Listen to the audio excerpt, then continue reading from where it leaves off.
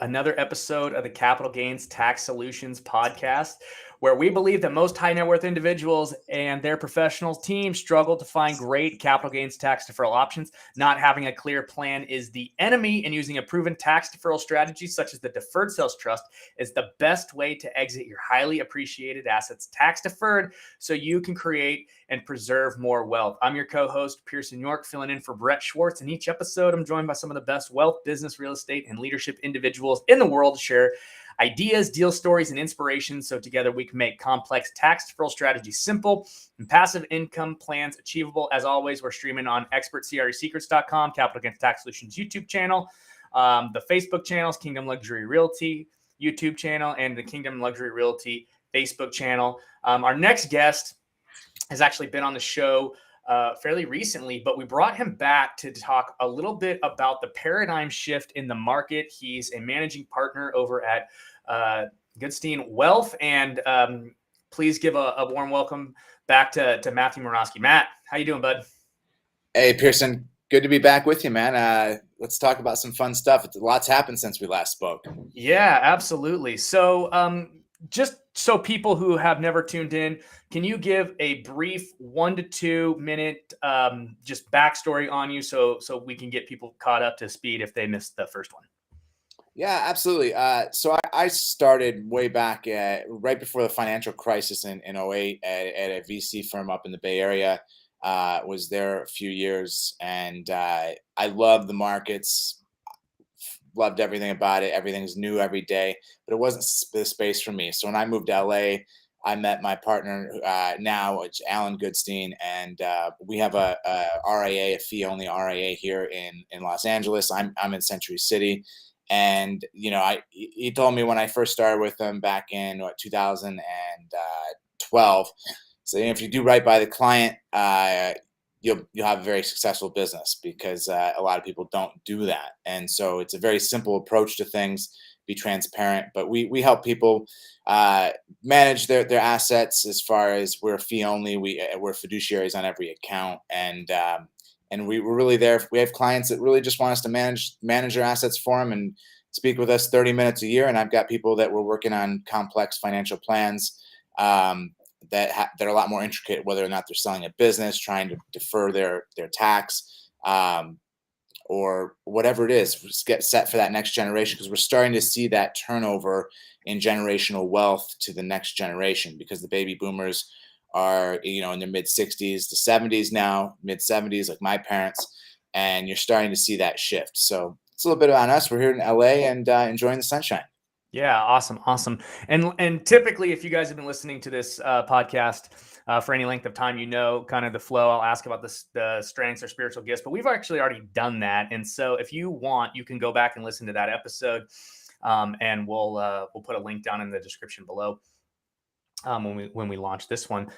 So I'm going to kind of skip that, and I want to get right into what we were kind of talking about, because I think that everybody is very curious about when is the next crash happening, right? When is everything going to come tumbling down? And I think that a lot of people are equating, kind of just wanting this 2008-esque type of thing to come back, because the people who had money made a lot of money buying up super deeply discounted, stocks and real estate and whatever, and they're thinking it might come back. But we were talking before a little bit before the show about this paradigm shift that's starting to happen. So Matt, tell us a little bit about kind of what you're seeing and about this paradigm shift that you're starting to see in the market a little bit.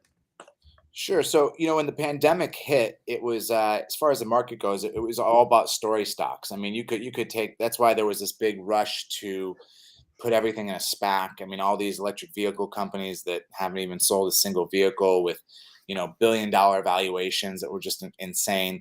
And you've seen the catastrophe of that. Even some stocks that I like, that I think are going to be great companies and going to do well over the next 5-10 years, that happened to go public during that time. But there was if you had a good story in 2020, 2021, early part of 21, you could go public and do really, really well.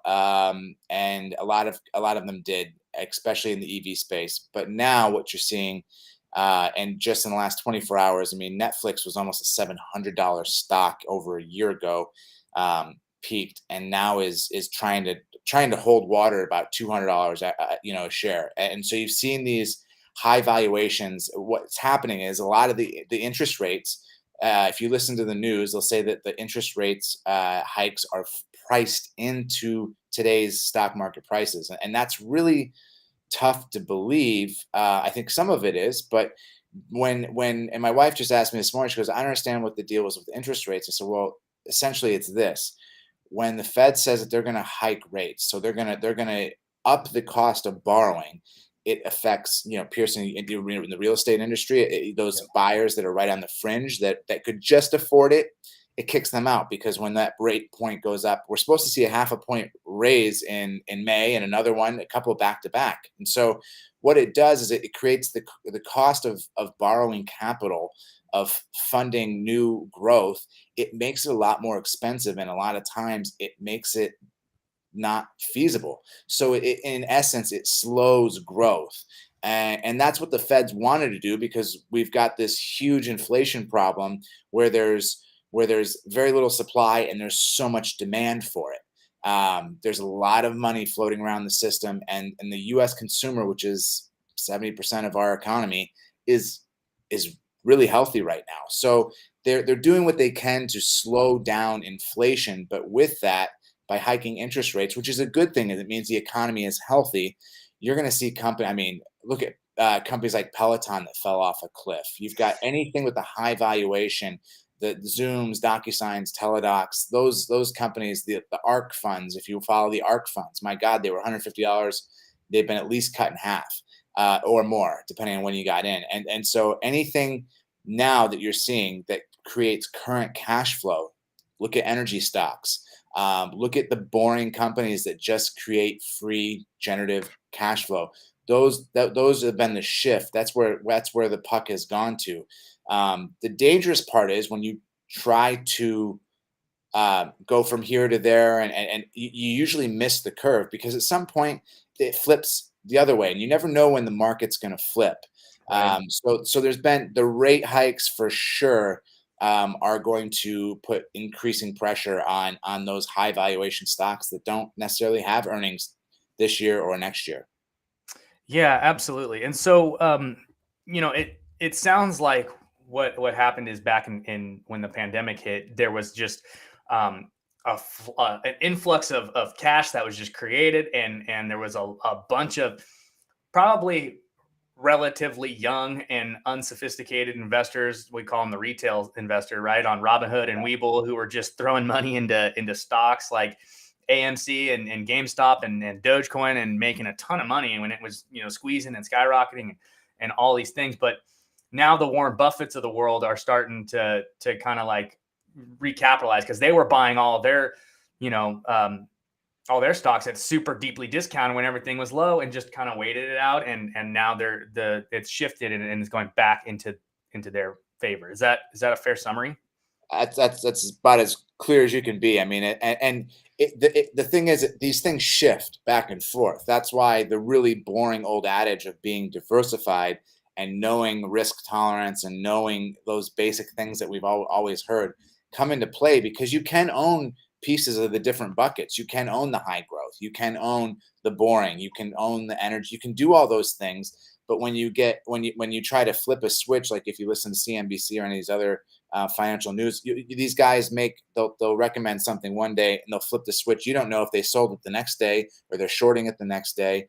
And so for most average investors, you can't get caught in this. It's like, the 90s mom jeans that just came back in style that I think are horrendous. Those, right? Yeah. Here in LA, everybody out, I'm in Century City. I walk home, and every new cool kid, every new cool, trendy female is out in these mom jeans.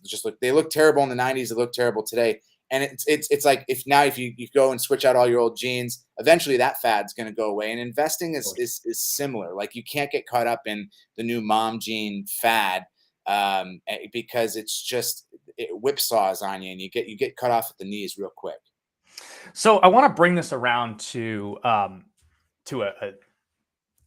more philosophical kind of question. So you mentioned that diversification is kind of the old adage is the best way to mitigate your risk. So someone who had invested a significant portion of their funds, whatever, a good amount into some of these narrative stocks, right? These story stocks, meme stocks, whatever the case is, right? And they made a lot of money. How can they exit that and then get into a more diversified portfolio without feeling the tax implications?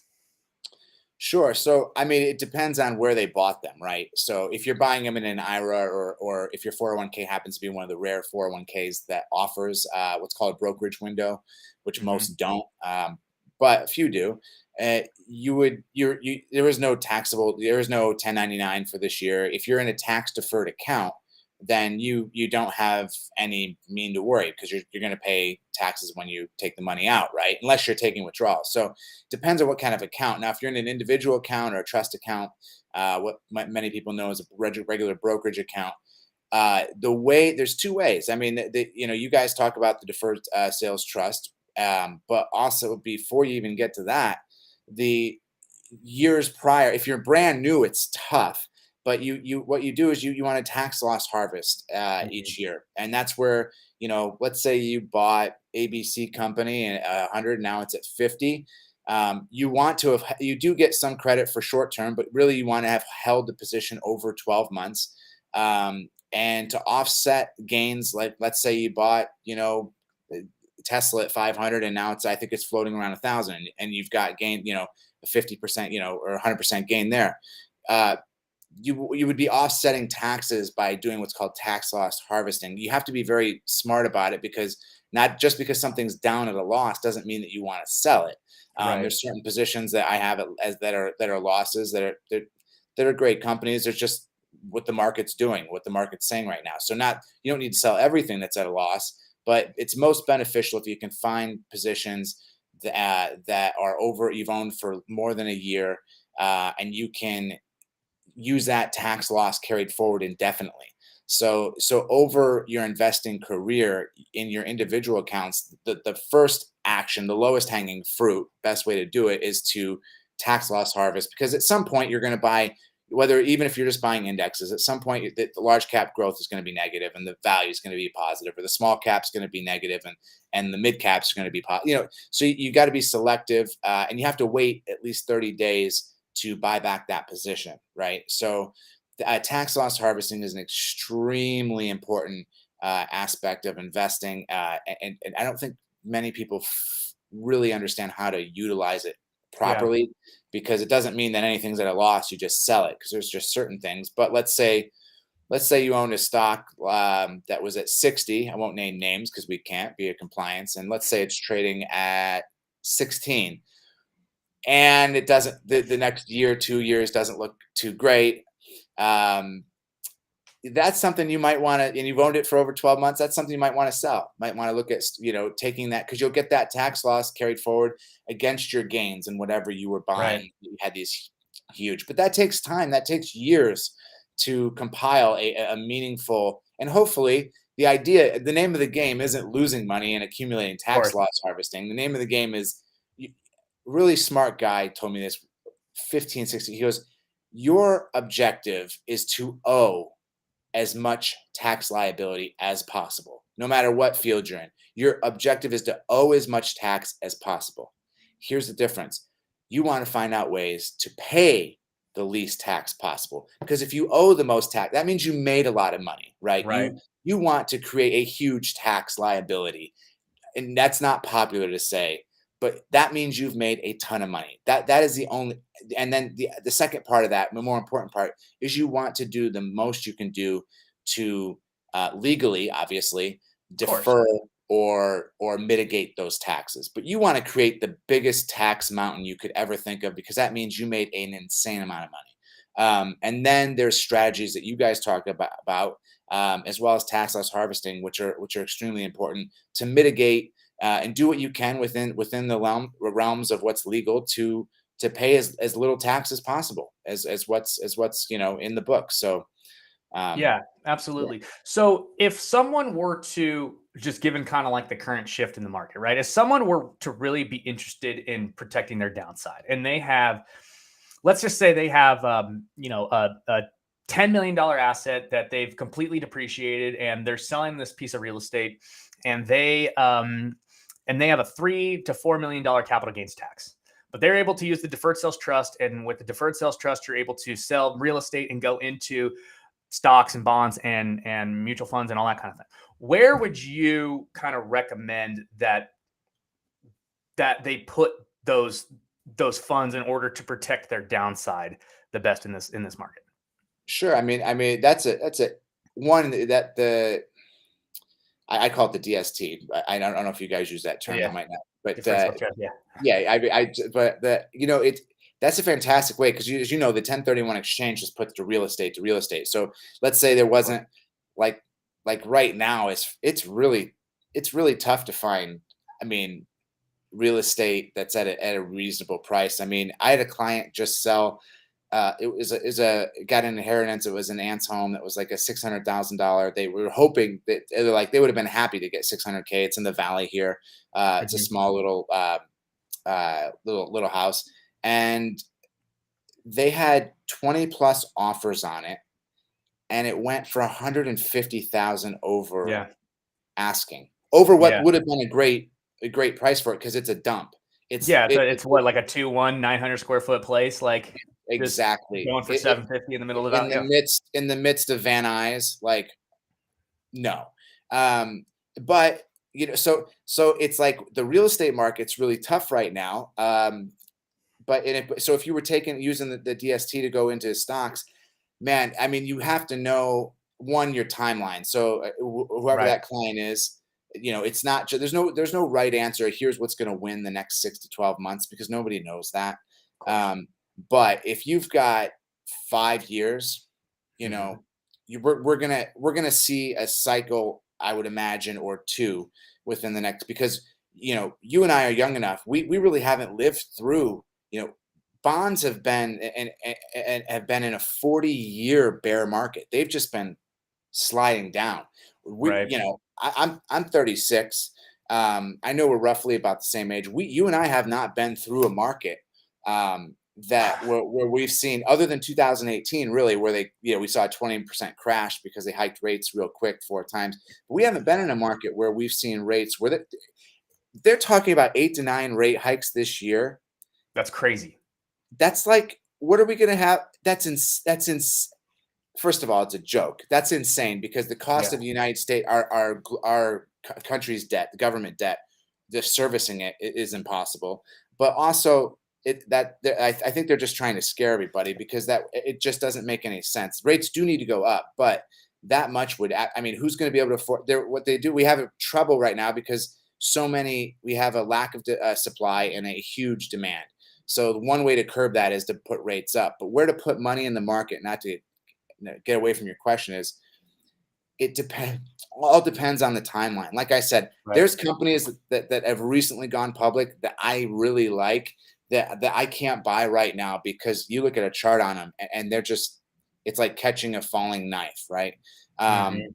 so I've just recently had a couple new clients sign on, and they've got time horizons of at least 5 to 10 years. So I can tell you, for someone like that, that's investing for at least 5 to 10 years, I'm adopting a strategy of dollar cost averaging in, little by little, because Of course. I know that I've seen more wealth destruction by trying to wait and time the market because everybody always thinks that the market's going to crash. And eventually they will eventually be right because it's just part of the game. It will Right. eventually at some point, we'll have a full 20%. We'll have another 40% correction, catastrophe. We'll have another 50% at some point. I don't know when, but I'm adopting I'm cautious because I'm aware enough that I haven't been through one of these cycles. And even my partner, who's 65, he hasn't even really been through one of these cycles. Yeah.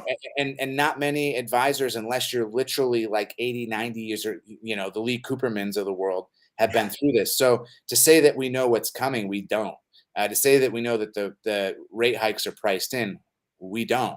And so I'm being cautious, putting money into the market on red days, on bloody days, biting my fingernails on the days like yesterday where we're up 400 or 500 points of like, oh, I should have put it more. I should have done.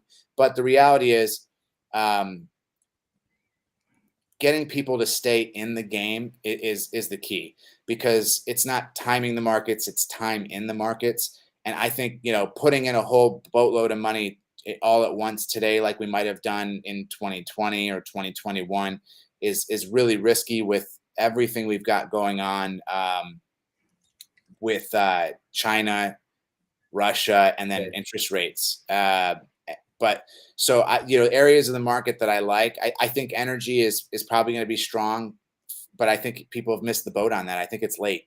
Yep. Everybody's talking about energy. I really liked energy in 2021, and when it went negative. It's 2 years ago today that energy went negative.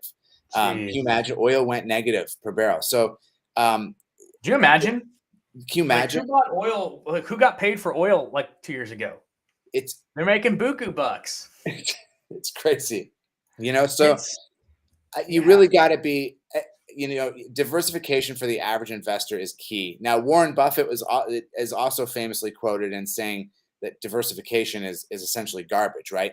Because he Yep. goes in and he buys a whole company, or he buys a big part. Like he buys, he's not buying the S, but it's a whole different game, right? A whole different expertise, risk tolerance, all that kind of stuff. But for the average investor, I'd be tiptoeing in, and days like yesterday where I was kicking myself for not putting more in last week, I'm just, it's that discipline, because I don't want to wake up to a 10 to 15% correction with brand new clients and be like, oh, look, I gave you my net worth, and oh, look, the market just tanked. Because the reality is, Right.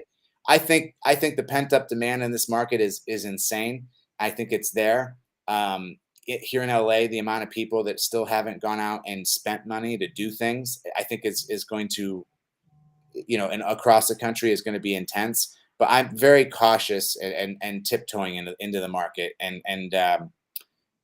As far as sectors, I think it's really tough. I think oil is probably going to go higher, but I think it's also well played out. It's not something I'd be buying at this point. I think it's late. Right. So that's not to avoid the question of where would you put the money, but I think you just gotta, you can buy a little bit of all those buckets as long as your timeline is long enough. So Amazon was a garbage company for 10 years. The stock chart. Look at Amazon the first 10 years. But it's a matter of what are you willing to hold on to for the long term, and those are the companies you buy. Yeah, absolutely. So it sounds like the strategy is to dollar cost average into a diversified mix of all the stocks. So, because really what the for people who are kind of nearing that retirement age, right, who have accumulated a lot of wealth into like an appreciated real estate asset, or even a plethora of different stocks or whatever, and or business or whatever the case is, right, that have accumulated that wealth there, that need to exit it and to put it into something else that will not just like completely obliterate them. I mean, are you saying that, like, we talked about, I've never seen a bond be any, I would never put anything in a bond. Like, I just have never even for once seen like that to be a viable strategy at all. Like, I feel like the inflation would just eat the money away. You're And exactly right. I mean, inflation's really, I for what it's 10+%. It's over 10% if easily you actually really, easily for the average person. Now, what CPI says is what CPI says, but you and I know inflation's over 10%. Oh, Um, yeah, and definitely. and so yeah, for guys like you and I, we're younger. There is no reason for us to own bonds anytime in the near future. And this is the really scary part for you. You said those retirees that are on fixed income. When interest rates go up, bond prices work inversely. And you know that working in the mortgage market, when rates go up, So when the new bonds come out, and my wife was asked, she's like, I don't understand the bonds, and I'm like, don't worry, nobody really understands. Even the people that talk about it don't understand. But in the most simplistic terms, if you own a bond today that's paying, let's just say it's paying 2% for easy math, rates are going up. So the new bonds coming out are going to be at 2.25, 2.5, 2.75. And if they're talking about 8, 9 bumps, they're going to be a hell of a lot higher than that. Well, Yeah. then yes, if you hold your current bond to maturity, if it's a 5, 2, 10-year, whatever it is, you will, as long as they don't, whatever the issuer is, they don't go bankrupt, you will get your money back and you will get paid that amount of interest. But if there's an event where you need cash and you have to get rid of that bond, no one wants that bond for what you paid for it. Right. And so it loses value. The scariest place, I mean, the stocks, equities right now worry me. But I think it's also after such a huge, run the last 3 years, it'd be normal to have this kind of choppy market. But the place that actually terrifies me more is the bond market. Yeah. Like my retirees that are on fixed income, I have to find other places, or very very short term and treasury, inflation protected bonds, because bonds are all but assured to lose value just because the rates are going up. Right. So how, used to the 60/40 portfolio is completely dead. You'll get killed in that. You'll lose. What happens when rates go up another point, percent, or point and a half. Your bond portfolio that you're holding, if you're old, especially the longer duration, so the longer term that bond is, man, those people don't realize you can get killed just as easily in the bond market as you can the stock market. Yeah. Besides, and you've got inflation that's going to kick you in the pants. Besides, get a fixed rate of what, 3-4%. What's that? It just doesn't make any sense. But the bond market is much much bigger than the stock market. It's just a matter of that is the one place I wouldn't go at all. The bonds scare the hell out of me right now. So we're staying out of the bond market completely. Yeah, you're So gonna have to okay. find yield elsewhere for sure. Are you? What about day trading? Are you doing any sort of day trading, doing technical analysis and reading the charts and making swing trades or anything like that? Kind of given just the direction the market's going, or how are you playing with that at all? I don't do any day trading. I you know, there, there's I've yet to meet anybody that's made money long term day trading. Right. I'm not saying that it can't be done, and I'm not being negative on that. I'm just saying it's extremely difficult. Um, but I just brought on a client that he's like, I've got this play account. I like to mess with it. It's 50 grand. I don't. He's like, if it's down 25 or it's up 20, I'm like, listen, you keep it at E-Trade or wherever you want to keep it, and play with that. Day trade, use technical analysis, do all these things, whatever you want to do, and that's fun. And I have some stocks where I'll play some options. I'll do some different things, but that's my it's not my retirement money. It's not my what I call my real money. Yeah. It's if I really screw this up and goes to zero, I'm gonna be really pissed off for about a week, and then I'll be like, okay, it's not gonna alter anything in my life. So I think it's fun. You can learn a lot. You can win a lot. You can lose a lot. But I don't really.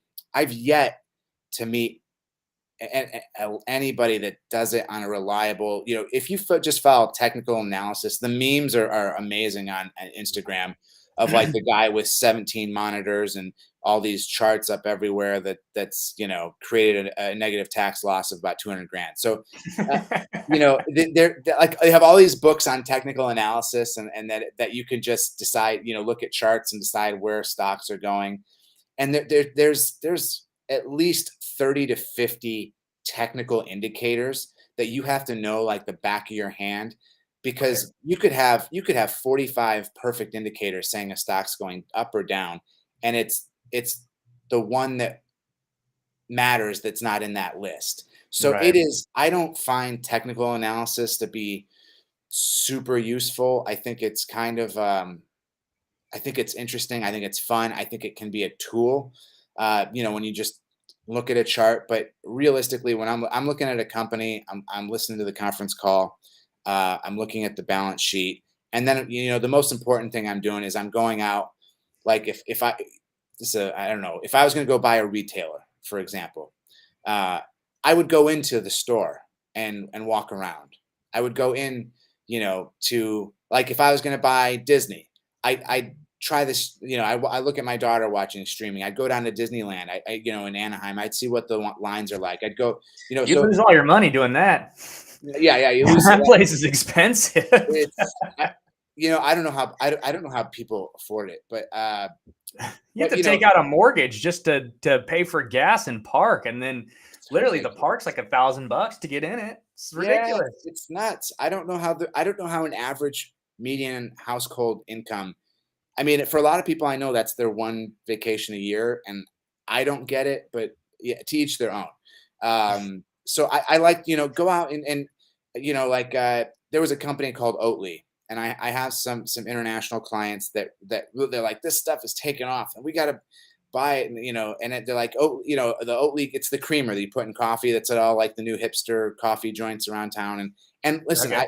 it's good. I like it. I think it's a good product, but they when you go and you like, okay, and then you look at the valuation, it's one of those stocks that the chart on it looks like the Grand Canyon, so you're like, okay, yes, but for creamer, or for just certain things that you kind of want to go out and touch and feel like, when I walk into Best Buy and I still see huge areas where they're selling DVDs, and I'm like, it's 2022. Why are they?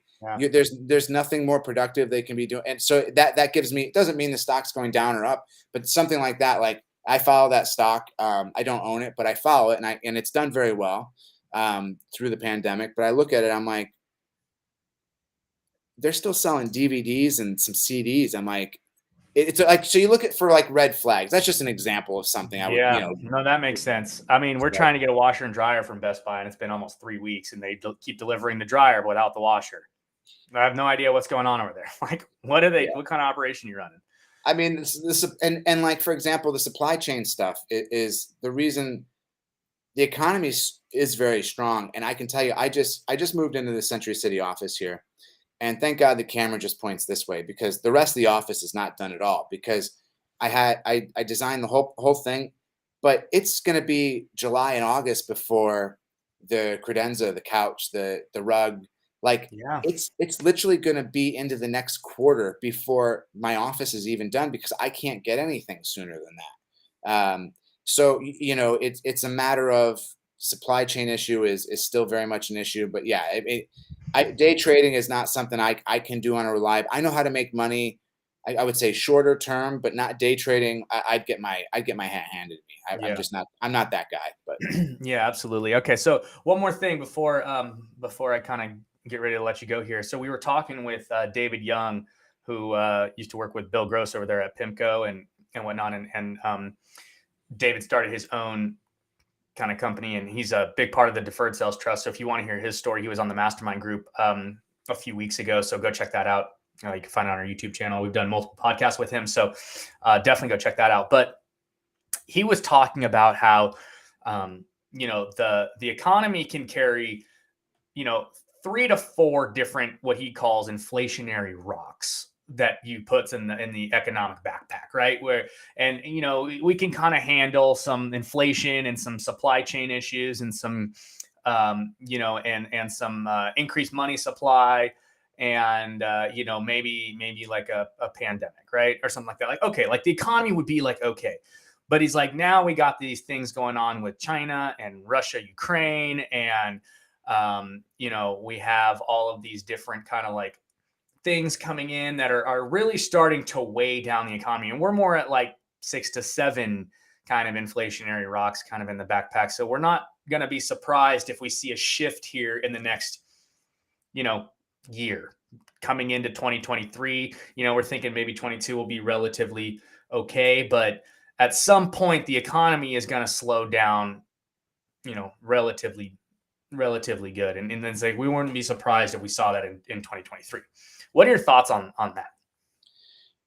I'd say that that's the consensus right now, is like 2023 recession, and good. I mean, my thoughts on that are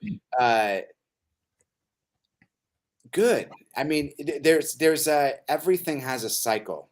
Everything Right. in life has a cycle. And if you look at the chart on the S&P, the Dow, the NASDAQ, the last 3 years, let alone the last 10 years, um, it would be actually more alarming to me if we didn't. And the recession has become a dirty word because of the Great Recession. Right. And our generation that grew up through the Great Recession, but the reality is we won't know that we're in a recession till it's over, essentially, or damn near towards the end, right? It's Right. just it's a few quarters of slower economic growth, and it can be much more than that. It can be elongated, but um, it would be a good thing to see things normalize. It would be a good thing uh, to see that, because if we had another 20-30% year, I feel we'd all be standing on the top of a cliff, because it would just I think the fall from grace would be catastrophic, right? And would destroy a lot of families. But to have a regular part of the economic and business cycle, regardless, I think there, like you said, he's absolutely right. There are at least 6 to 7 factors rather than the usual 4 that are going to put on top of that. But it would be a good thing, because we'll get it over with, Yeah. and we'll normalize. I mean, I don't think we're in a bubble. I don't think any of that kind of stuff. I mean, the government, the U.S. debt is concerning, for sure. That's an issue. But that doesn't mean that that's going to be an issue in 23 or 24, 25. No one knows what that future tale is. But it would be good to see a slowdown and see a choppy market like we're in now. And good. I mean, if you look at the individual names on the NASDAQ and the Dow, I mean, there is some carnage out there. So the overall averages have been held up by Apple, Microsoft, Google, companies like that are just, they are full bore ahead. They're Right. extremely healthy. Um, but it would be a good thing to see a slowdown, because it's a part of the cycle that nobody likes. Just like, people in LA complain about when it rains. Yeah. It's good for it to rain every once in a while. You can't be on this, it's like being on a roller coaster that just keeps going up and up and up and up. It might have a little dip, but just never really levels out. You never really have any of the round circles. It's part of the process. It would actually be really good, because that will set up the next leg up. You Yeah. know, people thought 20,000 on the Dow was crazy, 30,000 on the Dow was crazy. In our lifetimes, I would be blown away if the Dow is not at 80 to 100,000. That's Right. only considering that we get an annual return about 7%. So, but it would be really good to have a recession, as unpopular as an opinion that it is, to see things normalize. So Yeah. I'm No, all definitely. for it, although my clients are going to hate it. Yeah, I think that's healthy, and you guys heard it here. So you don't worry. It's good. It's a good thing for it to normalize out, so we can get ready for the next bull run. So I love it. All right. Well, Matt, thank you so much again for coming back on. And guys, if you want to connect with Matt, connect with him on Instagram at Murawski.mj. That's MURAWSKI.MJ. You can connect with him there. Goodstein Wealth Management. Any parting words? Thanks for having me back, Pearson. Yeah. I love good. I've been doing a lot of research on the DST, and I appreciate being on. Yeah, absolutely, guys. And as always, we have our Deferred Sales Trust Mastermind every Friday at 10 a.m. Pacific, 1 p.m. Eastern. You can go and figure that out. Sign up for that at capitalgainstaxsolutions.com. That's capitalgainstaxsolutions.com. If you're interested in learning more, we have a ton of stuff on our YouTube channel. Make sure you go check that out, Capital Gains Tax Solutions. Check us out on Facebook. Listen, rate, review, subscribe to our podcast. And thanks again, everybody, for listening to another episode of the Capital Gains Tax Solutions podcast. As always, we believe most high net worth individuals and those who help them struggle with clarifying their capital gains tax deferral options. Not having a clear plan is the enemy, and using a proven tax deferral strategy such as the Deferred Sales Trust is the best way to create and preserve and grow your wealth. Guys, rate, review, subscribe. Thanks again for coming on. And Matt, appreciate you, man. Have a good one. Absolutely. You too.